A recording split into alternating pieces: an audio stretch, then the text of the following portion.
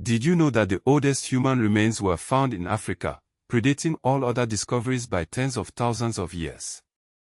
For centuries, racist and colonial narratives have obscured Africa's true history, dismissing its achievements and distorting its past. It's time to set the record straight. This is the story of Africa, separating historical fact from colonial fiction. Africa is the cradle of humanity. The oldest known Homo sapiens fossils were discovered in Jebel Irhoud, Morocco, dating back approximately 315,000 years. Other significant sites include Omo Kaibish in Ethiopia, with remains estimated at around 195,000 years old, and Hato, also in Ethiopia, dating to about 160,000 years ago. These discoveries prove that Africa is not a peripheral part of human history, it is central to our origins. Ancient Egypt, unified around 3100 BC under Nama, stands as one of the world's oldest and most influential civilizations. Across millennia, Egypt witnessed the rise and fall of dynasties, including the Old Kingdom, the Middle Kingdom, and the New Kingdom. Iconic rulers like Hatshepsut, Akhenaten, Tutankhamun, Ramesses II, and Cleopatra VII shaped its destiny.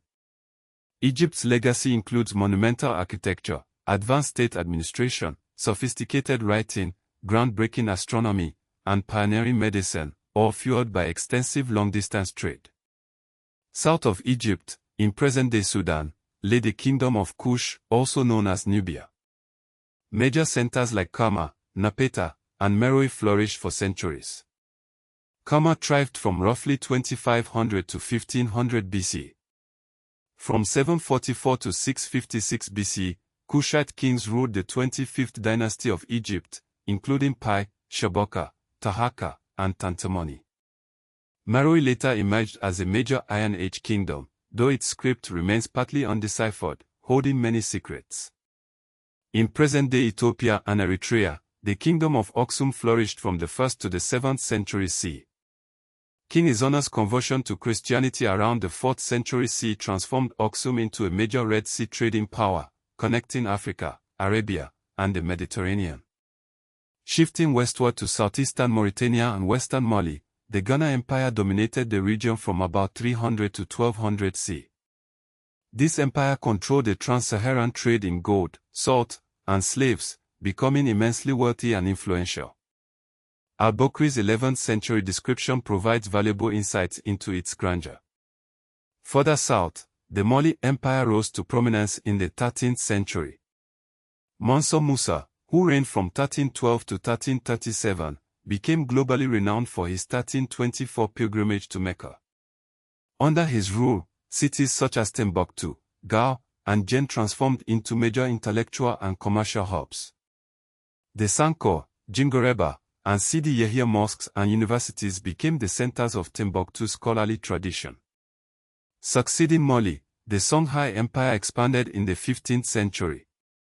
Askar Muhammad I, reigning from 1493 to 1528, solidified its power with its capital at Gao.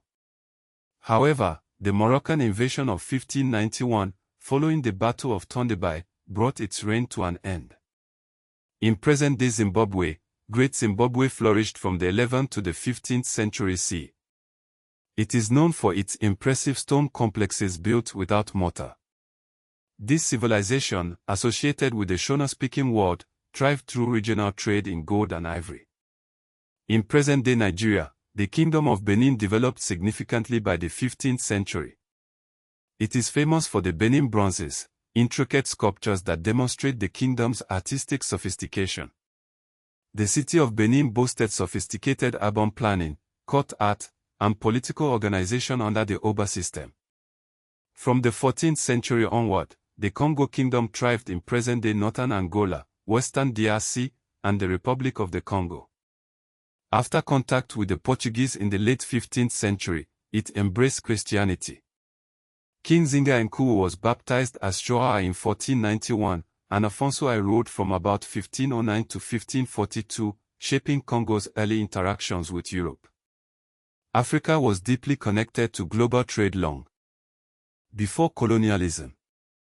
African states traded with the Roman world, the Islamic caliphates, India, the Arabian Peninsula, and even China indirectly through Indian Ocean networks.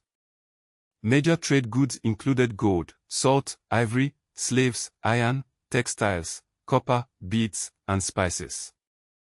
The Swahili city-states, including Kilwa, Mombasa, Malindi, and Zanzibar, were active in Indian Ocean commerce by at least the 10th to 15th centuries, demonstrating Africa's long-standing maritime connections.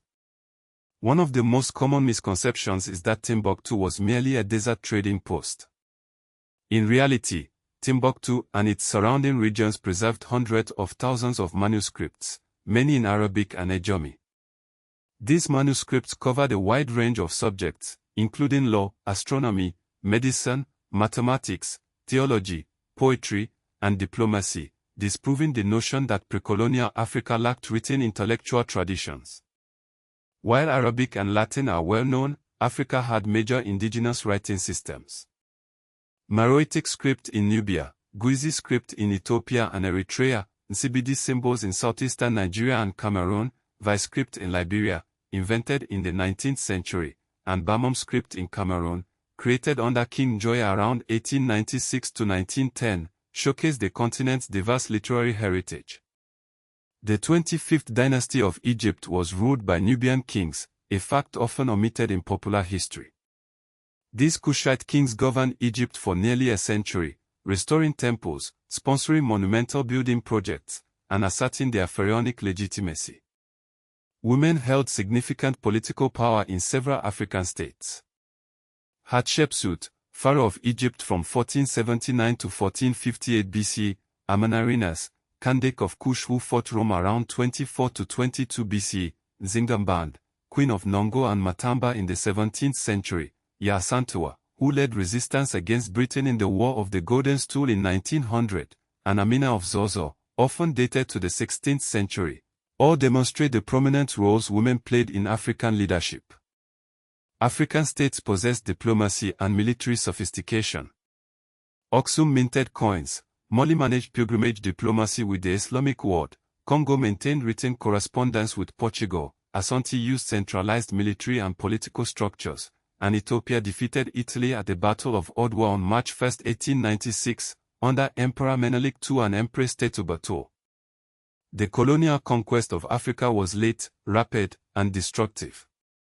The scramble for Africa accelerated after the Berlin Conference of 1884 to 1885. European powers formalized territorial claims with little regard for African sovereignty. The British conquest of the Ashanti Empire ended with annexation in 1901, the Modier state in Sudan fell in 1898 at Omdurman, the German genocide of the Herero and Noma in 1904 to 1908 in present-day Namibia, and King Leopold II's Congo Free State, ruled from 1885 to 1908, resulted in millions of deaths due to forced labor, violence, disease, and starvation. Colonial rule often reorganized economies around extraction, not local development, leaving lasting scars. Not all of Africa was uniformly colonized by Europe in the 19th century. Ethiopia preserved its independence after defeating Italy at Odwa in 1896, although Italy later occupied it briefly from 1936 to 1941. Liberia, founded in 1822, declared its independence in 1847, remaining a symbol of self-determination. By understanding the true history of Africa, we can combat harmful stereotypes and appreciate the continent's rich and complex past. It's time to rewrite the narrative, recognizing Africa's central role in human history and celebrating its diverse civilizations. Omo River Valley, Ethiopia, vast expanse, early morning light, archaeological dig site in the distance, cinematic 8K.